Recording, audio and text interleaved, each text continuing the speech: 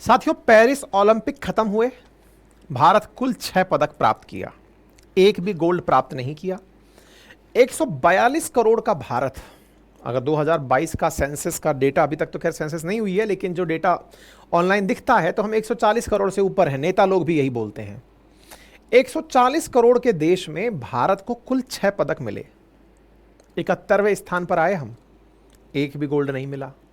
अगर इस नंबर को, यानी कि 6 पदक 142 करोड़ लोग, इसके हिसाब से बांटकर देखें तो नंबर निकल कर आता है कि लगभग 24.2 करोड़ लोगों पर एक पदक। इतना बुरा हाल हम लोगों का रहा। मतलब 24 करोड़ आबादी में से एक व्यक्ति ऐसा निकल कर आया जो कि पदक पहुंच पाया है।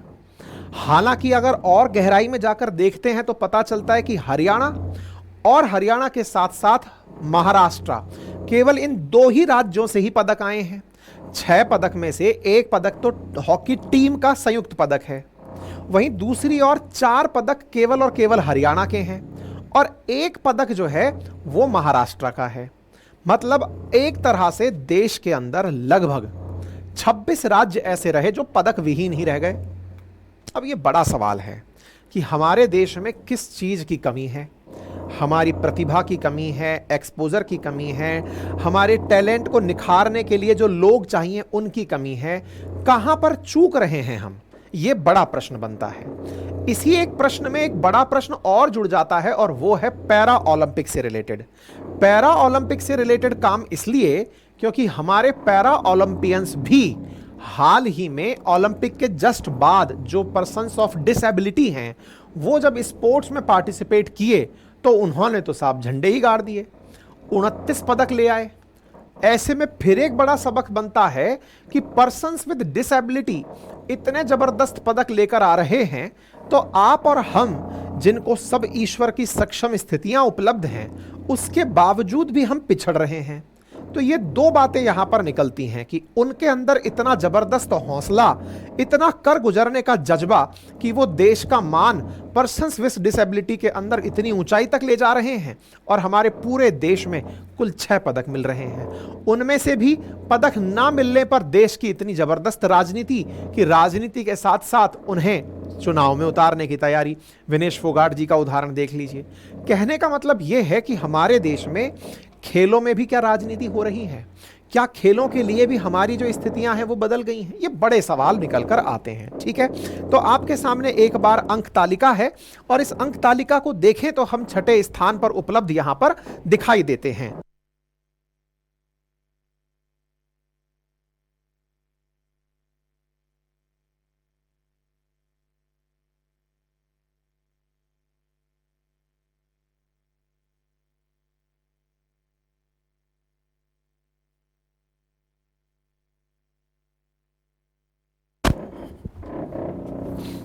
मेरी क्लास के साथ साथ ही पीछे मेरे ड्रिलिंग शुरू हो जाती है, जस्ट दीवार के पीछे।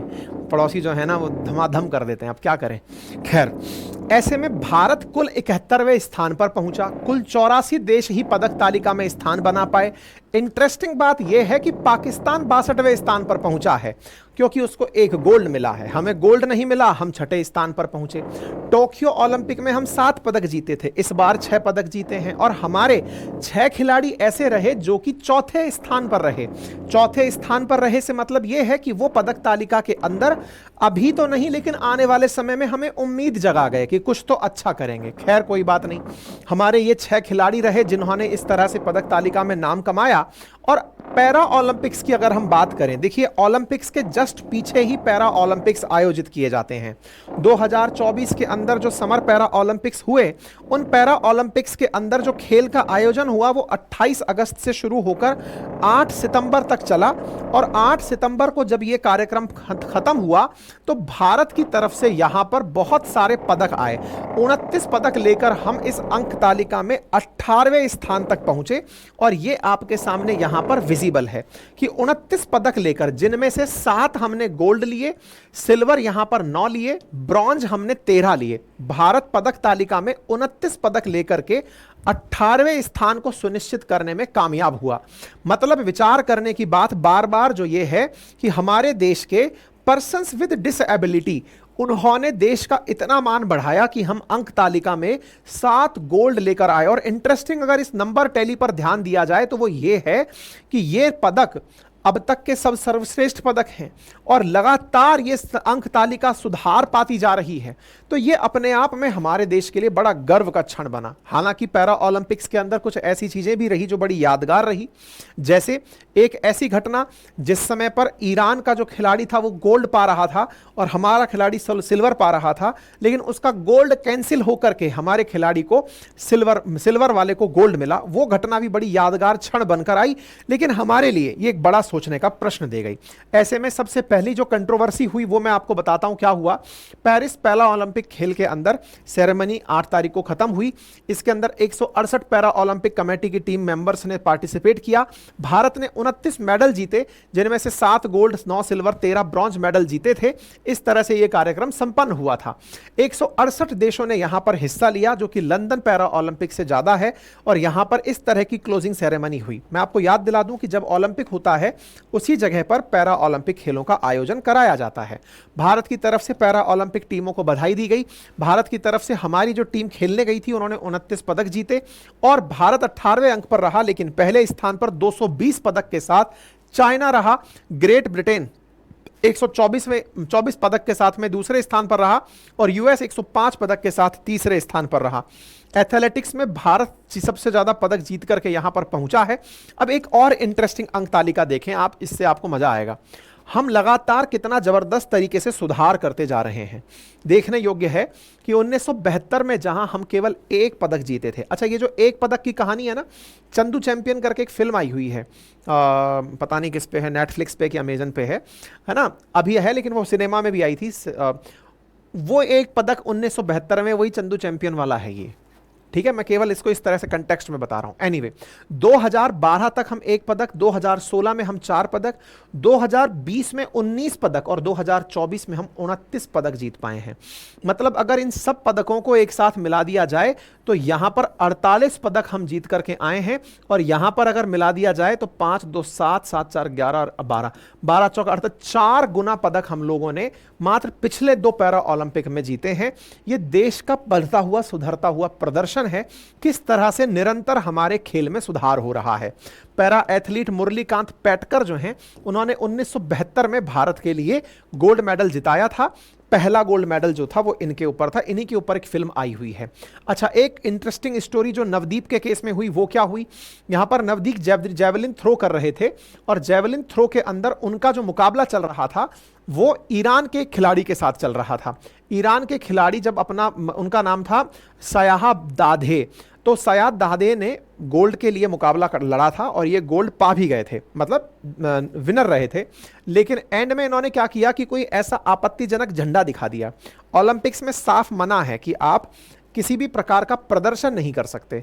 इन्होंने कोई ऐसा झंडा दिखा दिया, हालांकि इसमें क्या लिखा हुआ है ये कहीं नहीं पता चला, लेकिन इनके इस कारण से इन्हें डिस्क्वालीफाई कर दिया गया और भारत के इन खिलाड़ी को जेवलिन थ्रो के अंदर गोल्ड मेडल दे दिया गया। ठीक है।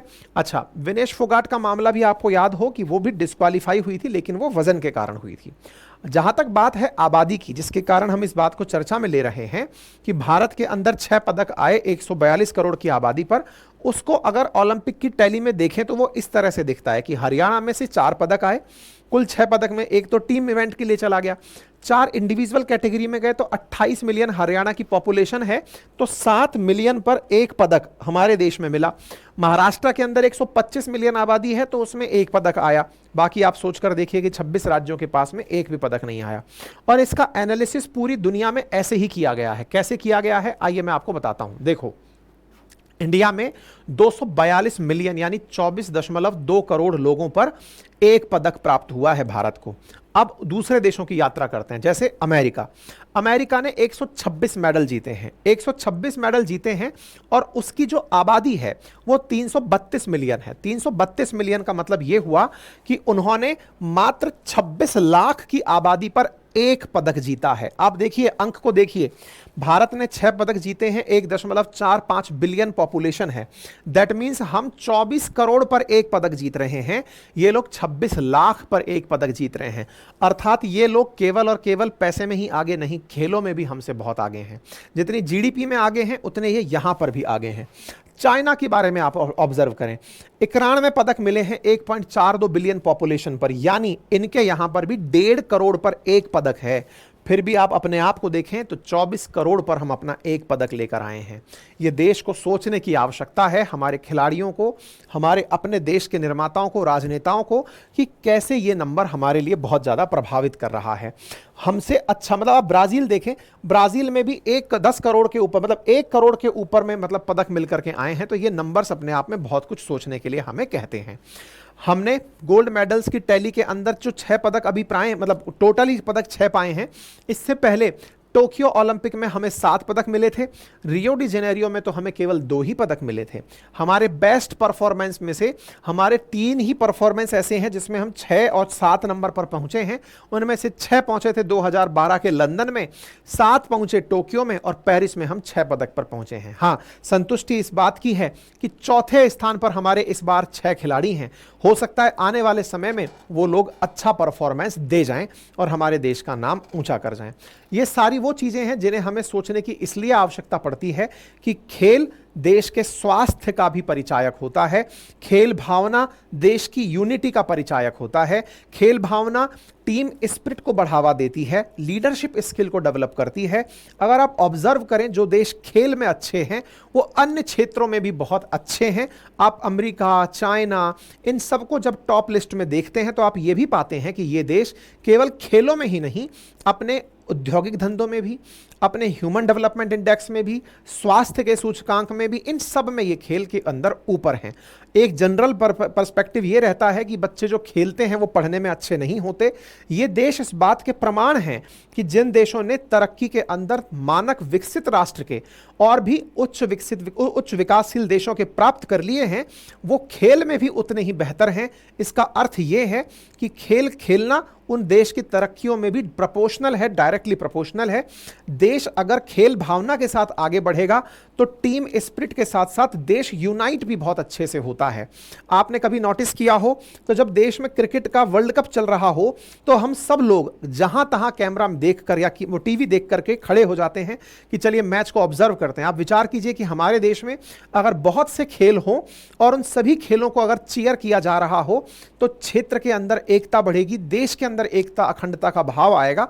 आवश्यक है कि देश अपने स्वास्थ्य को भी ध्यान में रखते हुए खेलो इंडिया जैसी चीजों को बढ़ावा दे। लेकिन बड़ा सवाल है कि पैरा ओलंपियंस जो हैं वो ओलंपियन से अच्छा प्रदर्शन कैसे कर गए। तो 2 बातें हैं, दुनिया का इस पर ध्यान कम है, हमने अधिक ध्यान दे दिया, पहली चीज ये है। दूसरा, हमने निवेश भी अच्छा किया है। इन्वेस्टमेंट जो है ना, वो इस बार आप सोचें कि हमने पिछले बार जो टोक्यो ओलंपिक में गए थे तो 26 करोड़ ही दिए थे पैरा ओलंपियन खिलाड़ियों को, इस बार 74 करोड़ रुपए भारत सरकार ने दिए हैं। साथ में ही जो खेल प्राधिकरण है और para Olympic committee of India है वो निरंतर खेलों के अंदर उच्च गुणवत्ता के विकास पर कार्य कर रही है। अंतर्राष्ट्रीय स्तर पर पहले इसे एनजीओ की तरह ही ट्रीट किया जाता था कि पर्सन विद डिसेबिलिटीज को सम्मान दिलाने के लिए हम इस खेल का आयोजन कर रहे हैं, लेकिन अब धीरे धीरे इसमें प्रतिस्पर्धा आती जा रही है ना। तो यहां पर हम लोग पूरी तत्परता के साथ इस खेल में पार्टिसिपेट करने के लिए लगातार तैयारी, दृढ़ता और लगन के साथ कर रहे हैं। कोचिंग की बेहतर सुविधाएं इसमें विकसित की जा रही हैं और हम इसके अंदर निरंतर बेहतर करते जा रहे हैं। ठीक है, उम्मीद है आप सभी साथियों को यह जानकारी समझ में आई हो। आपसे गुजारिश रहेगी, जैसे एक बच्चा लिख भी रहा है कमेंट के अंदर कि इतने लोग लाइव हैं, उसके बाद में लाइक जो हैं वो उसका भी 10% नहीं है, इसलिए आपसे फिर कहा जा रहा है कि आप अगर संभव हो तो वीडियो को लाइक एंड शेयर करना बिल्कुल भी ना भूलें। चैनल पर नए हैं तो सब्सक्राइब जरूर कर लिया करें, है ना। हाँ जी, और बाकी हमारे जो वेबसाइट है उसके अपडेट्स हैं कि आपको डेली पढ़ने के लिए करंट अफेयर उपलब्ध हो जाएगा। व्हाट्सएप चैनल उपलब्ध है, एप्लीकेशन उपलब्ध है, कोर्सेज उपलब्ध हैं, टेस्ट सीरीज उपलब्ध है, किताबें उपलब्ध हैं, आप ऑर्डर कर सकते हैं।